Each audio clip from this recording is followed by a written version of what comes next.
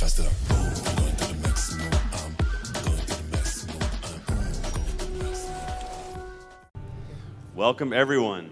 Incredible panels, information today. Thank you, everyone. Thank you to these 4 esteemed panelists. How are you all feeling? Doing great. Good, good. Awesome. Thank I you to don't know everyone how else we're who's going here, by the way. to top Thank the you other to- ones that have Room full of happened. people. Exactly. Thank you to everyone. So this is all about, oh, I got to move chairs. This is all about impact. So today we're going to learn about impact. I'm sure everyone here loves that. Everyone wants to make an impact in their life. So why don't we just kick it off for 30 seconds, tell everyone a little bit about you, and then maybe something that you're doing to impact.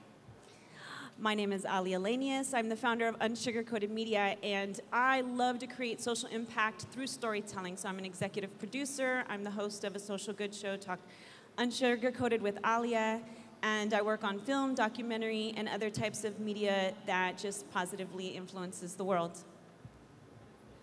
Hi, I'm Denise T. I'm not Vietnamese, I'm Filipina and proud of that. Hi guys. I'm actually part of a DAO. I'm part of Klima DAO. Klima DAO is actually establishing the infrastructure to scale the voluntary carbon market through Web3 tech stacks. We're actually, put it simply, we're bringing carbon credits on-chain. Hi everyone, I'm Rick. I am from EY. SVG is the local name here. I'm a director of consulting for blockchain across Asia Pacific. I have 2 parts to my climate impact change. One is with EY, where we're doing a lot around sustainability for organisations and looking at decarbonisation for organisations and how that can be done.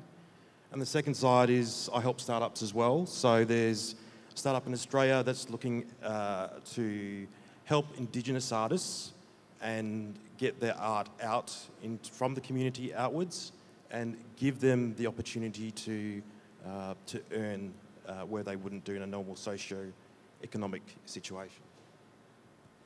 My name is Randy Knutson, and I'm the founder and CEO of DynaQuest Technology Services. We're an award-winning blockchain solution provider based here in the Philippines for almost 10 years. And we look to provide digital solutions for those communities that have either been forgotten or been marginalized or left behind. Excellent. Thank you all. The first question I'm going to give to Alia and Denise. Tell everyone, what is the biggest benefit that you see for Web3 when it comes to social impact? I mean, look, the biggest, it's a big word. I think in general, I'm a cancer survivor.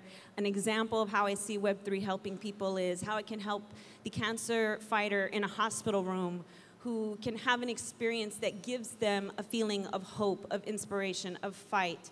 I'm, very familiar with working with inner city youth or children that are struggling. How can we create a better social equity and economy for them? If the kid in Compton has an experience of going to the Louvre through the metaverse the same way a wealthy kid would, I want to see. I think that it's so important for it to really be utilized to create a level playing field for so many people in the world. Thank you. Denise. So the thing with Web3 is really fast. And I think with our current problem, like social good is social need. And there's an imminent need for us to do something quite quickly because, especially our cause, we need to lower carbon emissions by 50 to 55% by 2030. And for that to happen, we need to scale the voluntary carbon market by 15% by that time.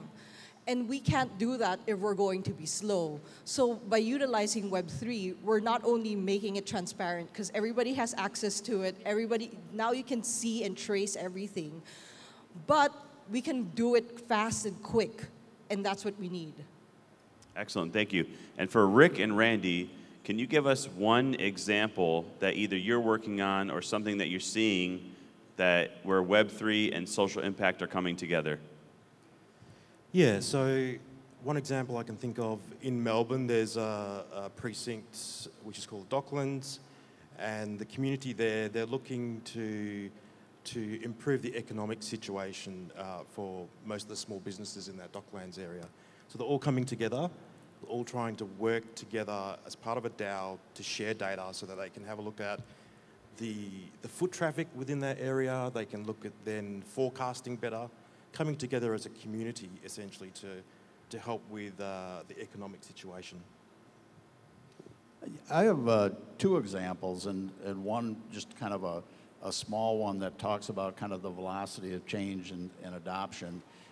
We sponsored a charity event back in June of this year and really looked for ways to be able to accelerate the funding, to be able to raise funds using traditional methods in the past, but we adopted doing some NFTs, and we worked for a children's shelter, and what we did is quite often the children use artwork to be able to for their therapy, to be able to express their pain and their feelings. And so they did the artwork, and we converted it in to NFTs that we then later put on the market and then sold for that.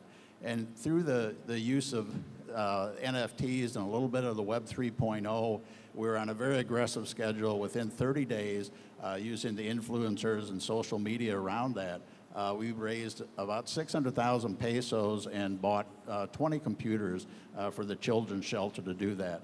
So now that's given us inspiration to be able to start to do more with using the Web 3.0.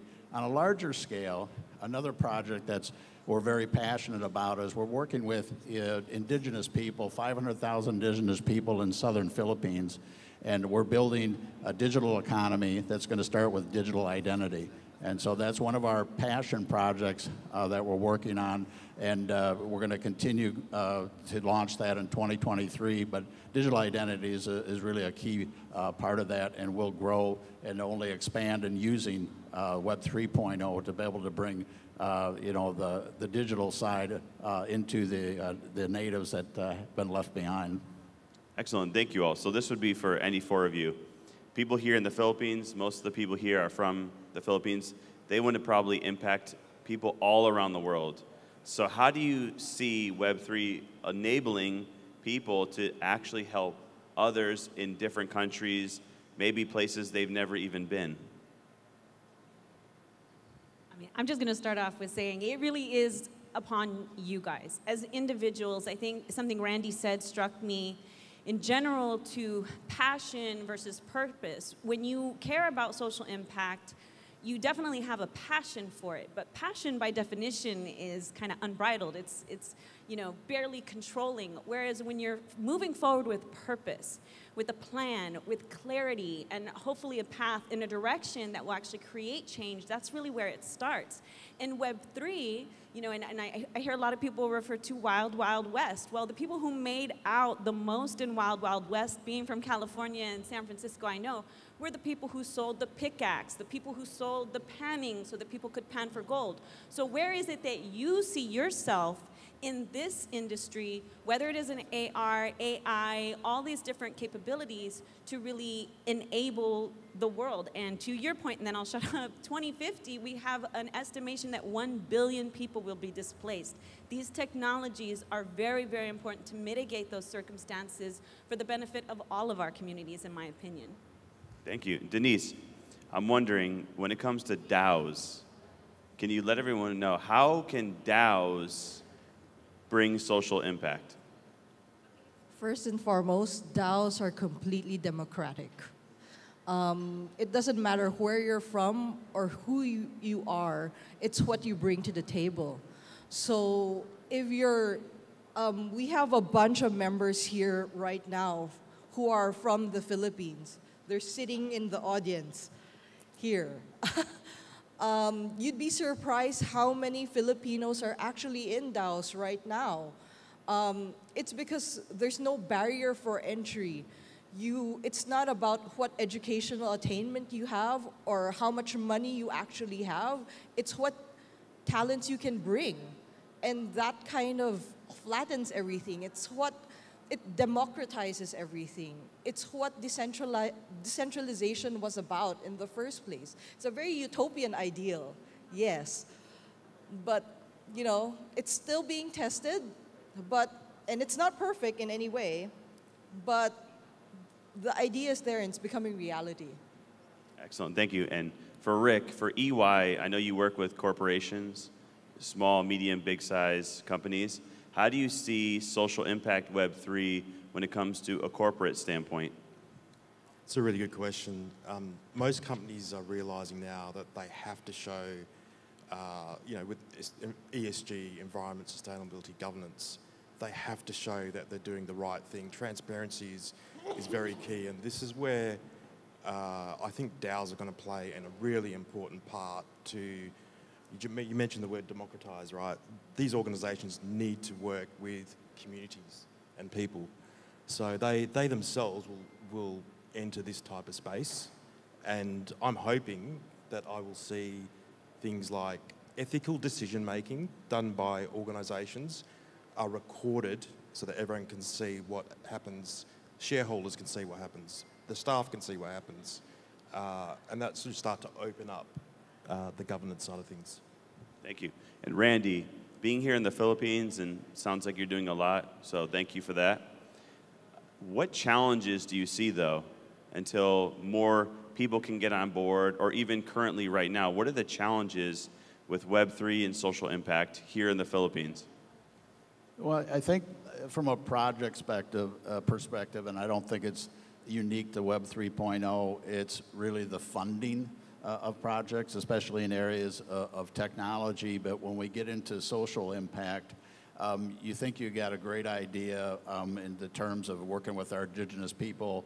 They have assets that they want to be able to exploit, and so we have assets to back up the investment, but still it's very difficult to be able to attract the ESG investors to come into the Philippines to do that.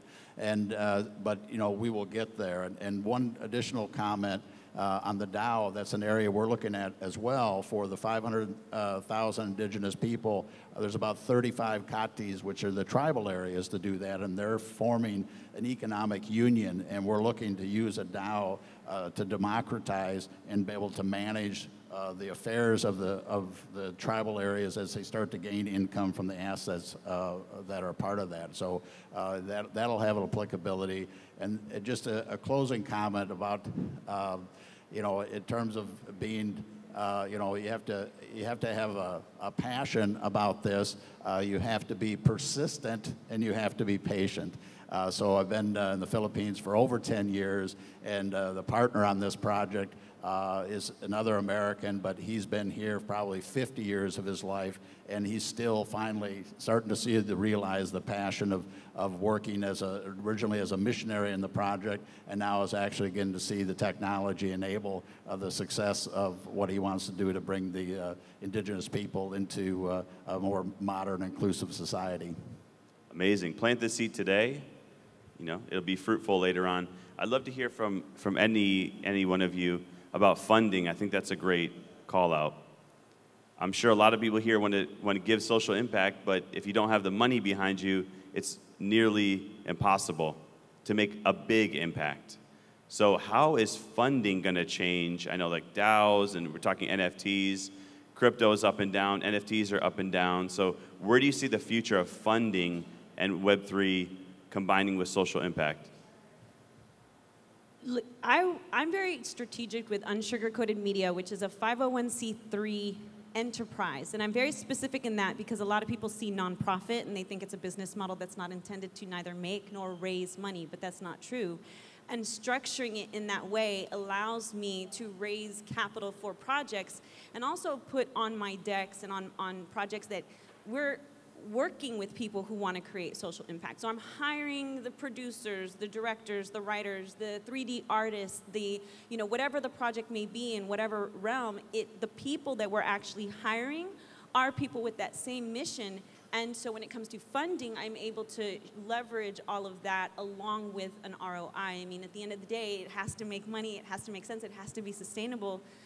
Funding is always, well, not always, but I think it's still going to continue to be largely related to what does the business model look like? Who is involved? What are what are all the factors to determine who's going to invest in your project or not? No, funding is absolutely important. We like talking about social good, but not necessarily like the financial aspect to it. I mean, this is the reason why KlimaDAO is a DAO, and this is why we needed to bring the carbon credits on chain, because like just last year, during the summer of crypto, we were able to bring in like 15 million carbon tons in, which is a lot more than a year that the voluntary carbon market would actually bring in. And it's financially, we need backing to make a change. And that's what we're pushing forward to do. We're still building products, we're still offering more, so that's what we're bringing. Yeah, go ahead. Rick. I was just going to say, you can actually bootstrap your startup as well. So in terms of opportunities where you might have a piece of land, you might have solar panels, for example, and you're bringing in renewable energy and therefore putting monetary value back into the grid, monetary value that goes back into the tokenization economy. So that's an example of how you can bootstrap. One comment about kind of persistence is that as we were looking for funding for our project, we were going through every kind of traditional crypto opportunity, whether it started out being an ICO or a security-backed token in the process, and we were so focused on the commodities that we were going to harvest in this process that we really forgot about what the other opportunity was that ended up being the primary source of funding, and that was carbon credits. And so that's where we're going to start the beginning of that journey, is the funding using carbon credits, because of the land. Most of the land across the Philippines is really being held by the indigenous people. They have a huge asset. So we're working with the government agencies to build that model of the program that we can spread across the Philippines, and at the same time the government's interested to be able to get the carbon credits to meet their goals as a nation. So it's ended up being a win-win in the process, and so never give up, and you never know where that opportunity is going to come in terms of where the sources of funds may be. So it sounds like you can really think outside the box. You can be more creative now. There's more options, which is amazing. That means more people can participate. I'd love to hear from each one of you, because I know we're almost at time. What is your vision for the future of social impact tied with Web3? My vision is to just truly make an impact in my lifetime. You know, it's to see it, it's to feel it. I've been doing it since I was 18 years old, and honestly, just to continue bringing communities like this together, using it to bridge the gap and do wonderful things. And like Randy said, definitely never give up. Like, that's so critical to everything that we're doing here, for sure. That's my vision, us not giving up.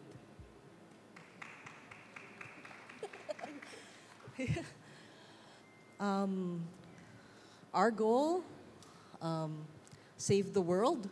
I would love to just say that, but yeah, I would like to take all the negativity, make it carbon negativity, so that we can achieve climate positivity, right?